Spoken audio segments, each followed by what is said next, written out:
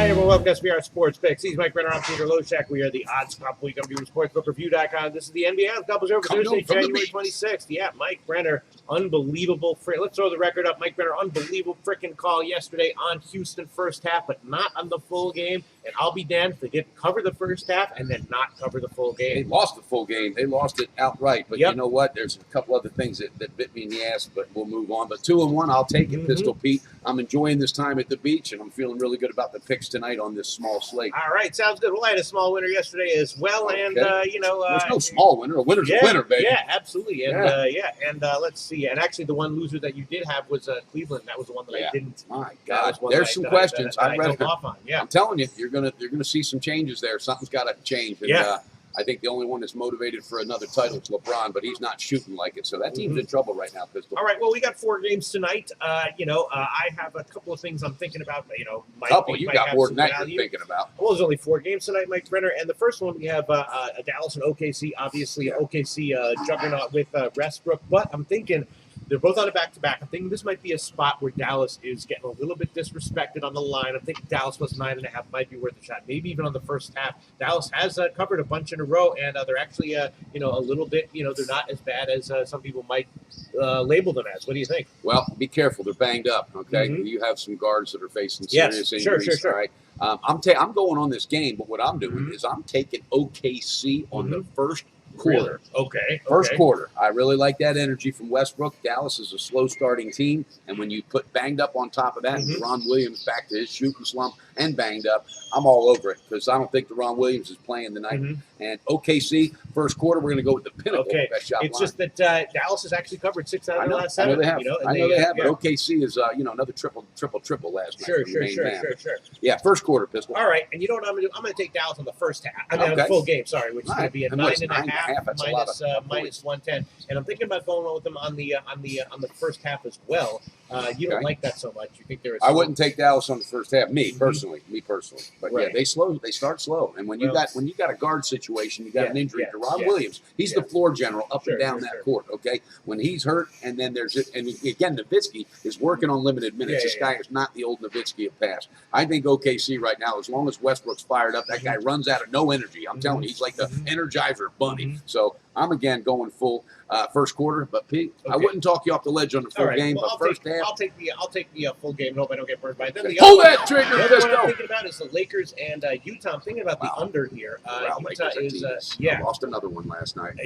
But they were getting blown the hell out and made a valiant comeback. But as Luke Walton said, valiant comebacks don't put W's in the win column. So I'm not all about that. Moral victories aren't for me. Right. Now the Lakers have gone under in 7 out of their last 9. Utah's been a little bit higher scoring, but in general, they're still a pretty what's the number trending team. It's not a particularly low total. It's 201.5 or 202. That's so I'm thinking about the first half and the full game under. And you know what? I will get. I might get burned on. You know what? No, I'm not. You told me yesterday, damn it, if I would have just done this, Mike.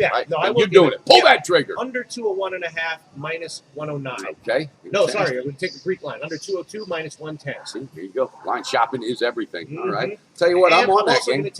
I'm also going to take the first half under. Sorry, under 104 minus 150. I like that. Because they're going to be a little slow start anyway. I'm on Utah on the first half. Okay. I think they just got to keep it pouring in. And right now the Lakers are, as Big Man would say, they're a dumpster fire. But Luke Walton is really, really scratching his head. He's having trouble with these young guys who he said they're very teachable. They're not selfish. But between injuries and then we got some now they're starting to look at who's making all these turnovers. Look at their turnover ratio. Pete. It's freaking ridiculous. Give me Utah. Best shot line first half. It is a little bit of a high line here, though. We can give you the pinnacle line, 7.5 minus 112. And they're in Utah. They are in Utah, 7.5. That is high, Pete. Guess what? I'm off. I thought it was going to be 6. I was looking last night. I know. The full game is 13. I know, but last night it was a little lower than that. Yeah. So. All right. 7.5 or 8. Everyone else has 8. I'm off. I'm off. All right. And then we have Phoenix and Denver. Denver, obviously, off of 4 straight huge road covers. Their last 4 home games have all been margin covers. Yeah. Really turning it up offensively at home. High total, which is up now. Wow, now it's up to 231. 231. Wow. Jesus God. Is anybody going to play defense tonight? Denver has been cramping on the defense. They've gone under in their last few games. Yeah. They've started to realize the effectiveness of defense. I'm not sure I'd want to take a shot with the under here, although I mean both teams have been massive overtrenders on the year, including Phoenix. So this one is a game. I mean, I guess I would lean Denver at -7. I'm not sure I want to pull the trigger on that one. What do you think? I don't know. Denver's been pretty good. Denver's been real good. Again, and Mike Malone over there is coaching the hell out of Denver. But yeah, Tyson Chandler for Phoenix.